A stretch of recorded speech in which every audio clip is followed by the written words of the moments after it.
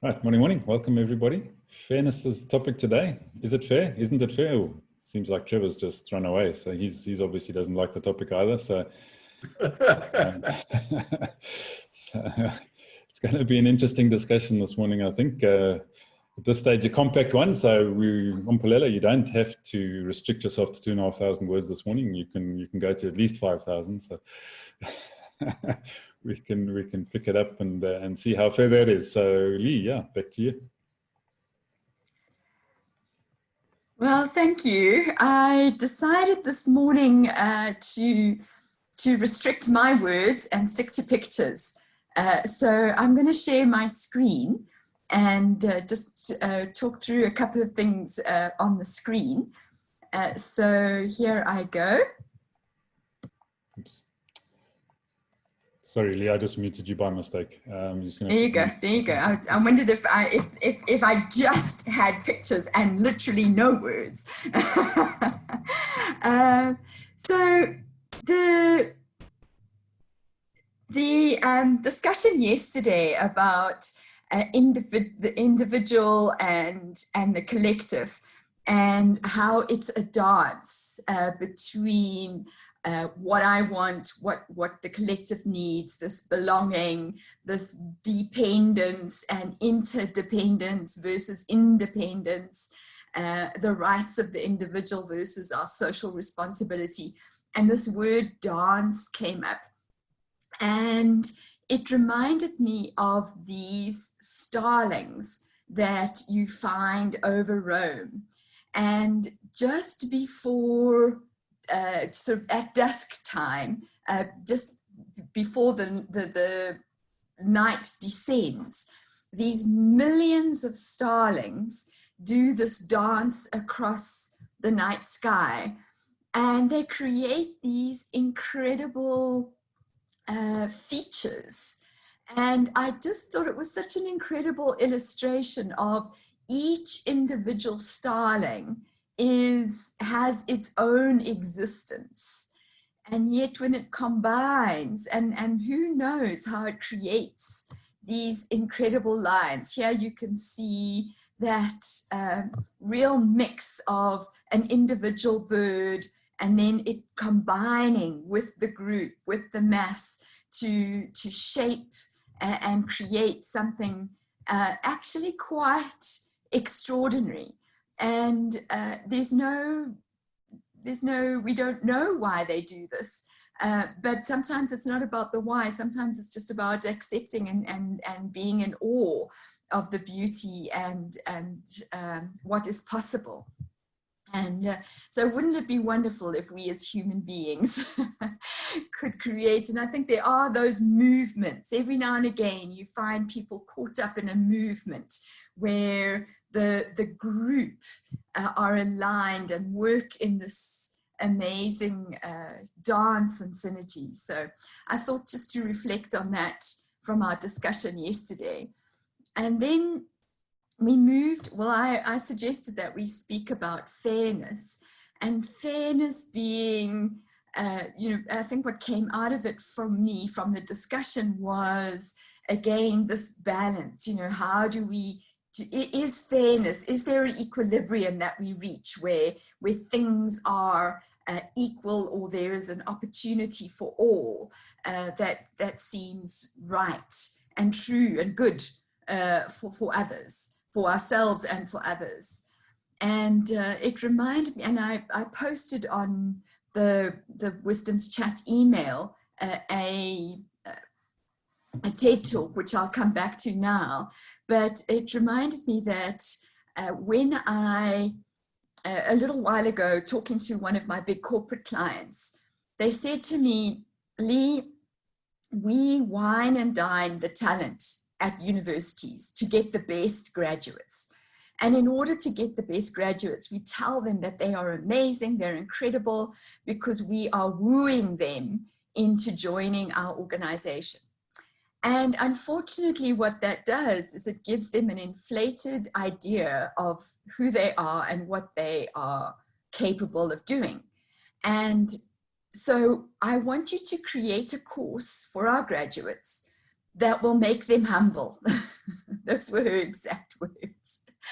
And so I designed a course that we call Political Acumen, because what these poor young people were doing is that they actually thought that when they stepped into this huge organization that they would be respected, but instead they're actually at the bottom of the pile, and they are the dog's bodies. And so I begin my presentation to these graduates with this slide. And it's just recognizing life is not fair, that everything that you think you're going to do and want to do, it's not going to work out the way you think. It's not a perfect gradient of this, I start here and I'm just going to go up in this easy, smooth ride to the top. And my talent and my hard work are going to speak for themselves, and I'm going to get promoted accordingly. And just saying that organizations don't work that way. And then I found this quote from Oscar Wilde that I thought is perhaps puts it in perspective. Life is never fair, and perhaps it is a good thing for most of us that it is not. Because we live with this idea that I get what I deserve, and I deserve more than I'm getting. But maybe we are getting exactly what we deserve. So let's see how that pans out for you. And then the last thing I want to say before I hand back to everybody and just get your ideas on fairness is a reflection on the TED Talk, which you may not have been able to see. And so I want to just share one of the stories that this is a man who is an executive. He was in a bank, and then he moved into a state-owned oil company in Italy. And he saw that how fairness was foundational to how they were able to take risks and do new things and find excellence and do things at a level of engagement that many other companies that used what he called a risk and reward system, where you reward the performers but sort of punish the underperformers, where he was seeing something completely different at work here. And he goes into the science of it, and he tells the experiment, and I'm going to use a little animation, so excuse it. So he tells the story of a research that was done on 6-month-old babies. And they would show the babies a little clip of a ball rolling up a hill. And then a square would come along and help the ball to go up the hill. And then a triangle would come down the hill and try and push the ball back down the hill. And then they would ask the babies, 6-month-old, remember they can't talk or anything, they would just present to the babies 3 different toys, a ball, a square, or a triangle. And they had to choose which of these toys they would pick. And 9 times out of 10, they would choose the square, sometimes the ball, never, ever the triangle. And what he was trying to say there, and whether the research proves it or not, you can say, but it seems to indicate that fairness is an innate quality, something that is vital to our survival as human beings, because it talks about my sense of belonging, my sense of needing to connect with my community.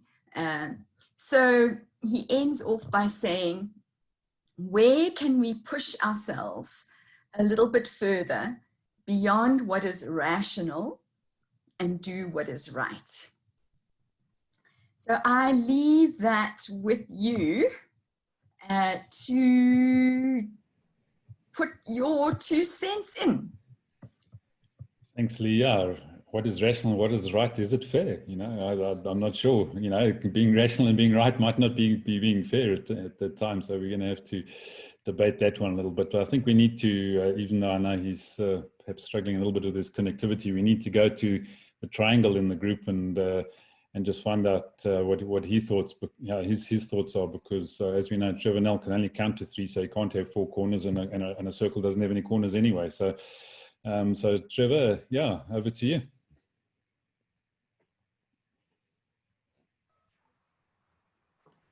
What an interesting topic. I woke up this morning thinking anyone who expects life to be fair is absolutely crazy. But it is not an optimistic way to actually go about life, I thought. But I still think anyone who wants life to be fair is crazy. Trevor Carty sent me a personal message, I don't know why, and he just said he who makes the rules actually has the advantage and controls all fairness in the game, which is what I think actually happens. But the thought went through my head, if I was in Mpumalelo, how would I handle this topic? So I'm going to talk for Mpumalelo at the moment. I think we should never expect life to be fair. But what we should do is try and make life as fair as possible for other people. So now Ivan recognizes that that's not me talking, that's Mpumalela's spirit talking. He's obviously infused into my soul over the last 160 odd days. So that's my little input for today. Thanks, thanks, Trevor. Well, I think we better go across to Mpumalelo and see if you can put words in your mouth. So.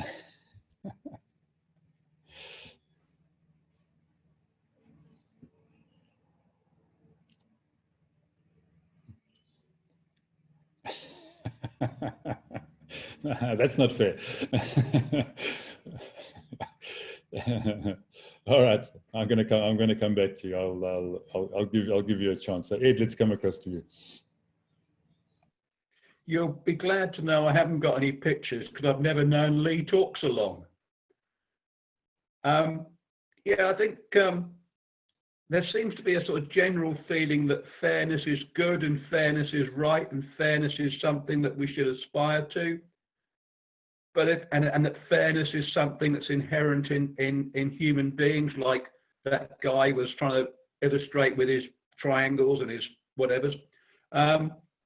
But I don't think it is. And if we look at the evidence, you know, no one believes in fairness because we've got corruption, nepotism, cronyism, favoritism, all sorts of other isms and discrimination. So I don't think we think fairness is a good attribute.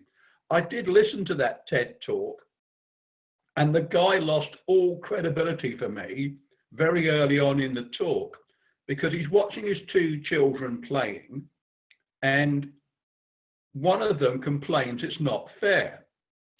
And he deduces from that that fairness is important. And then the rest of the talk is about fairness being important. But of course, he hasn't observed the full picture because he's got 2 daughters. Only one thought it was unfair. The other one was quite happy with what she was doing. So to the other daughter, unfairness was quite natural and nice and lovely. And then when you come to that nice little thing with the triangle and the square and the ball, you know, there's a saying in science that correlation isn't necessarily causation. And the fact that they didn't choose the triangle could be because it had pointy bits and might hurt them. So I didn't like the TED talk, sorry, Lee, but I don't think fairness is actually important because life, as Trevor says, isn't fair. I think, yeah, in some situations, you know, we would always try and include someone in a party if they weren't speaking, and we'd share our beer with our close mates, but we wouldn't share a beer with a stranger. So, yeah, I don't think fairness matters. I think it's maybe not discriminating on irrelevant grounds matters, but fairness doesn't. That's my thoughts. And sorry about having no pictures. Thanks, Ed. No, you paint pictures with your words, so we don't need to worry about that. But yeah, it's interesting. I must be honest. I didn't think that discussion was going to take this direction. So it's always good. It's always good when it goes off at a different angle. So Jasper, is it fair? Morning. Well, thanks for your pictures, Lee, and because it helps starting to formulate some thinking around it. And when I think of fairness, I find it difficult to put it in a framework for myself, and I realize there are actually no rules. It's a black and white about fairness. It's all a perception in the mind of the person to whom things happen, which then led me to say, all right, so it's perceived fairness. And I think we had a mutual sense of round about the World Cup when they did this hush-hush tollgate thing, and the next moment we woke up with this totally unfair thing that they impose on us to now pay for their corruption. And that got the whole country basically up in arms. And that was in the context of, you know, if you want to be corrupt, it's okay, but when it hit my pocket, it's unfair. And because it was hitting us immediately. Then it led me to think of unfairness. My sense of unfairness is in terms of how it affects me personally. So it's almost back to the story of Ed with the two daughters. The one daughter wasn't affected, and the other daughter had a sense of being affected and feeling helpless in that situation, and therefore it was unfair. Which then led me to think in terms of whatever we have then a sensation of fairness and unfairness is in terms of our underlying expectation. So in the end, it's almost about managing of expectations. So if I knew from the beginning the whole world is rigged against me and it's going to be a tough ride, I would probably not feel that sense of unfairness if I'm expecting it to be like that. But if I was never prepared for the odd bump in the road and it happened, and then I would feel things are unfair. So those are the sort of things that my mind was going along. And then I was, out of the blue, I was just thinking of here in my yard, out of the wall, a fern is busy growing, and it's almost as if it has found the perfect spot, but it's in the most unlikely. There's no water. It's a rough terrain, and yet the seed of the fern took hold of that wherever it took hold of, and I'll almost have to break down my wall to get this fern out of that place. And I was just thinking in a positive way, when you have this unstoppable life and energy in you, doesn't matter where life puts you, you will find a way to get a foothold and grow where you are, whether life is fair or not fair. And I'll leave it at that. Great, thanks, Jasper. Right, Trevor Quaddy, how are your rules working for you this morning? Yeah, morning all. I think unfairness is where it should all start. Because unfairness is in the eye of the beholder. So, Ivan, I don't know if you can share the WhatsApp that I just sent you this morning, because the whole world works on black and white, yes and no, plus and minus, up and down. So why should there be any difference between fairness and unfairness? So yeah, Trevor, tax is unfair. Can you stop paying it? Well, don't put petrol in your tank. Don't buy zero-rated VAT items. Let's see how long you can go without paying your tax. It's not always the direct stuff that we see. Sometimes it's the indirect stuff that we see. But yeah, fairness is all about a bet.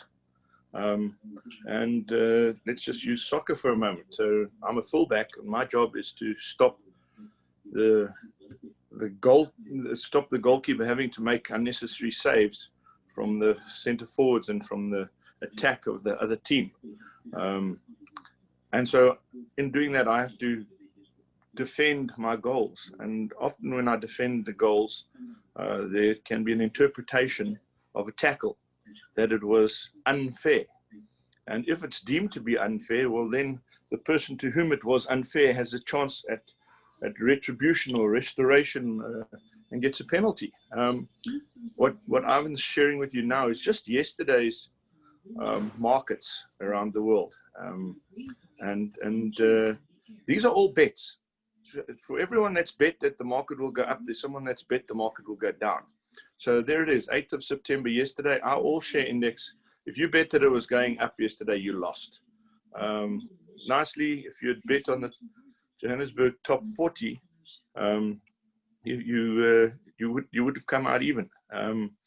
If you go down and look at the global markets, the S&P 500, the Nasdaq, and the FTSE, and they were all negative yesterday. So the guys who were betting on Japan made money yesterday. They had a positive of nearly 1%. And then there's the currencies. Oh man, that's wilder than the wild dream. And then there's obviously all the commodities, the golds, the oils, the silvers, the platinums. And then I always just include a couple of my favorite shares there. I mean, Naspers down 1.5%, Sasol down another 2%.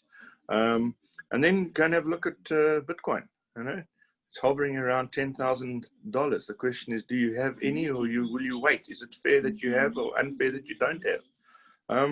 And then you have a look at the last two, the repo rate and the prime interest rate. Now, if you need money, you've never had the chance to get money cheaper.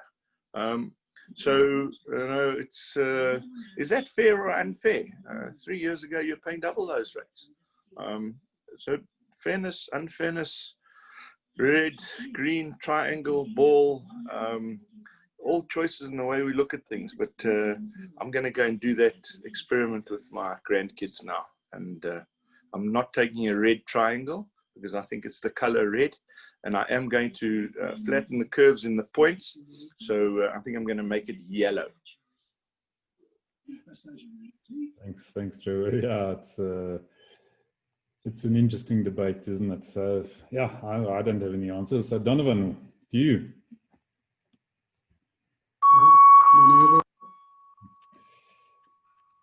I hope you can hear me. We got to. Sounds like you've got some pinging in the background there. Yes, too much thinking of a quote I had on a program many years ago. It was actually a movie, I think. They looked at a situation in the world, and the one guy said, "There is no justice in the world, it's just us." So, you know, it's up to us to, you know, promote fairness and justice. Nobody else will, because, you know, the world is an unjust place. Thank you. Thanks, Donovan. Always succinct and always pertinent. I love that. Thanks for that. So, right, Jeffrey, let's get across to you. Yeah, top of the morning, everyone. Yeah, Ivan, I just want to kind of thank you for your help last week, giving Maria my telephone number. I went and shot a video of her daddy's 90th birthday on Sunday and had a jolly good time as well. So yeah, it's kind of nice. Thanks. Really do appreciate that. Yeah, well, look, unfairness and fairness. Yeah, I suppose at the end of the day, it's just a constant polar. I mean, it constantly changes all the time. You know, I mean, I got flashed on the motorway the other night, not really going fast, but it was on near the Empire Road where it de-restricts down to 80 just as you go through, and all the lights were out, and I was driving, and I got flashed. So now, is that fair or unfair? I wasn't actually trying to do anything wrong, but I'll probably end up getting a ticket in the post. So at the end of the day, it's all just about your perspective of what it is. I mean, a young lady phoned me up or contacted me a couple of months ago. I did a DVD production for the Market Theatre, and she was the playwright that wrote the play. So she wanted a copy. So anyway, so then I eventually made her copies. took it off down to Postnet, posted it down to her to Durban. So yeah, so she was then supposed to send me 400 Rand for my efforts, and she hasn't. So now that is unfair to me, but probably fair to her because she thinks, well, she doesn't have to pay for it, even though that she said she would. So yes, I suppose like the two little girls that were playing, yeah, in the example, yes, I suppose at the end of the day, it's just like beauty. What's more beautiful, a blonde or a brunette? It's just in the eyes of the beholder. Yeah, so that's my 5 cents worth this morning. Thanks, guys. Thanks, Jeffrey. I was wondering when somebody was going to bring that up, but, I was wondering whether we were talking about, blondes or brunettes or redheads, which one is fair? I don't know. So let's go across to Mpilelo on that one. You have to wrap up now. So, yeah. We don't have blondes, by the way, so I'm not sure about the beauty in the eye of a beholder, because most of us only have black hair. So anyway, yeah, this one is a very interesting one because potentially there's different shades to it. Probably where I can start and what came to my mind is, and probably you guys would have picked up by now that by nature I tend to be a person who looks at the ideal and I tend to aspire to the ideal. It doesn't mean I'm not necessarily aware of what is the realistic world. I'm very much aware of it, but I tend to have this thing in me that says when you stretch for the ideal, you call for yourself for a higher way of living in a midst of difficulty. Okay, I'm speaking riddles. Let me explain further. So I can start it in this way. I think for me, in its simplicity, the principle should be, do unto others as you would like done unto you. And I think if we lived that principle, and I'm very much aware that that's the ideal, and that's not necessarily how the world functions. But if I think we lived from that principle, it would have changed this whole thing that what's fair to me might be unfair to you and so forth, because I think that perspective tends to say, it's from my point of view and how I see things and how I do things. And if I determine that it's fair, then possibly it is. And if I determine it's unfair, whereas that principle says, if I feel that it's fair, it's unfair for me to be experiencing certain things. I must also believe it's unfair for another. So the two children that are playing, it's not good enough that the one whom the system is working for simply says, yay, it was fair for me, life is great. They should also come from a perspective that says, it's been great for me, but I should also make it great for my sister that I'm playing with, for a lack of a better word. But I know that as human beings, we tend to move more from our perspective than what about the other person next. So that's probably the simplest and the most ideal I can think of in my head. I think you are right in a way, Lee, when you say in some way we all have a sense of fairness in us, or we do desire that, because anyone who experiences anything unjust or crime amongst us, the first reaction is we want something done about it. I want to be made whole from this experience. Why should I work, buy a car, and somebody takes it away from me? That's the first experience that one has, which says to me, we all know what is fair. We tend to, unfortunately, then be selfish about it and only interpret it from our perspective. If I'm running a race with Lee and Lee decides the only way she's going to win is by putting a foot and tripping me and I fall over, and then she wins and she gets the prize and the money that comes with it and the medal, that's a deliberate unfair act. And I think we need to distinguish that, so that when we say the world is unfair, that then does not allow us to create deliberate unfair acts. But when we say the world is unfair, we should know that probably there is this concept in economics that they call the invisible hand, where the unfairness of the world is not because of our deliberate acts. It's unfair because one person has more talent than another.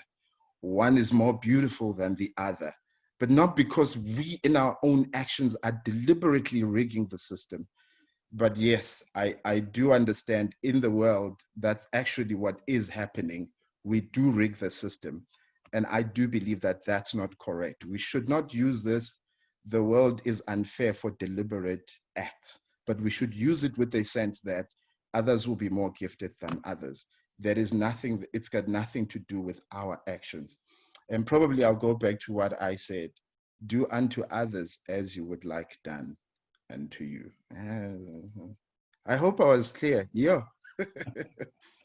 Thanks, Mpumelelo. Yeah, no, I think you were very clear. I think there were some excellent, excellent points in there. Yeah, it makes me think about it, you know, in the case of where you're talking about talents and skills and good looks and things like that, is fairness the right word to be using when you actually addressing the advantage that is being gained because of those things?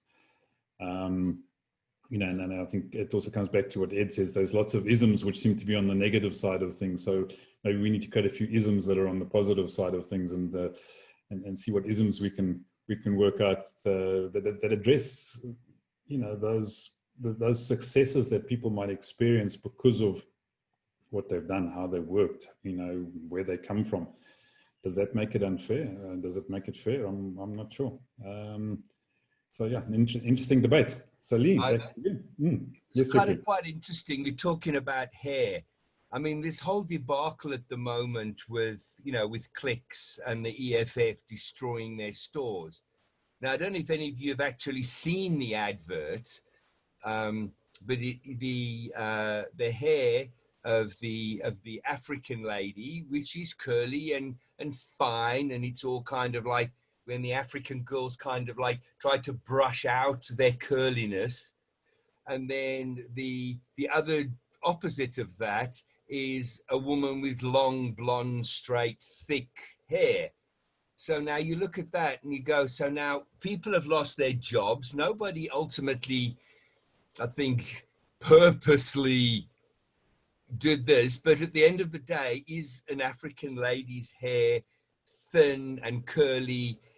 Yes, it probably is. And yet what has ultimately happened to the Clicks group? I mean, I was in this walking in Centurion on Monday morning, and those little red berets were there. And oh my God, you should have seen how they pucked up the Click store in Centurion. And you think, now, is that fair?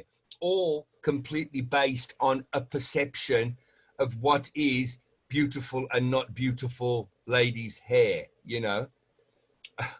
And yeah, also, if you think about how the media catch onto it and then literally throw petrol on the fire. I mean, it was, I don't know if you remember, a couple of years ago, there was a young schoolgirl that a Caucasian teacher said, gosh, you must come put a comb through your hair. It looks like a bird nest. And it caused an absolute debacle. Well, on the one YouTube video I watched, they actually had this young lady and they were interviewing her, and she was saying, she commends what the EFF is actually doing. But when you looked at this young lady, her hair was completely changed. She had all the hair extensions and the braids and stuff in her hair. So now, what was her perception of her own hair? Did she really think her hair was beautiful, or did she have to add stuff to her hair to make it beautiful?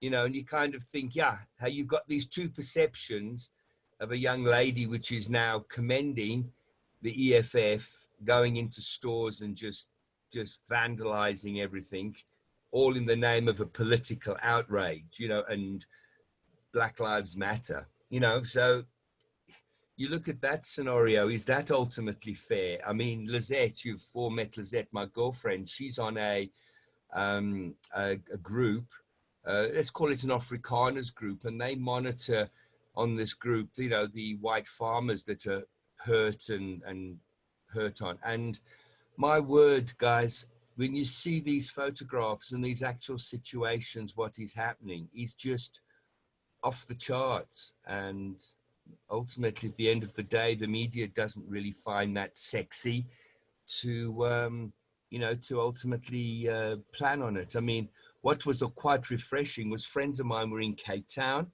and they went and did that motorcycle ride, you know, protesting against the farm murders. And, you know, the one in Pretoria happened quite peacefully and nothing happened. But in Cape Town, the police actually attacked the motorcyclists, pushed them off their bikes. And you think, yeah, is that fair or unfair, you know? So yes, I suppose if you do something deliberate to make it unfair, then yeah, but when you come back to the condition of an inherent hairstyle or hair type, yeah, you know, I mean, you look at, you know, Ivan there, he doesn't have any hair. So is that unfair? You know what I mean? And the fact that I've got hair, I have to get mine cut. Anyway, I'm waffling, but it's just, I just thought it was an interesting current sort of dichotomy that's ultimately going on at the moment. Anyway, I'm going to shut up now. Thanks, Jeffrey. I nearly cut you off there when you started talking about my hair. So, all right. Okay. Yeah. Look, I think lots of questions there, and yeah, not many answers. You know, what justifies one action versus another? It's another debate, whole debate on its own. I think so, Lee. Yeah. On that, we better just get back to you and wrap up for the morning. Yeah. Jeffrey, you threw the cat amongst the pigeons there, but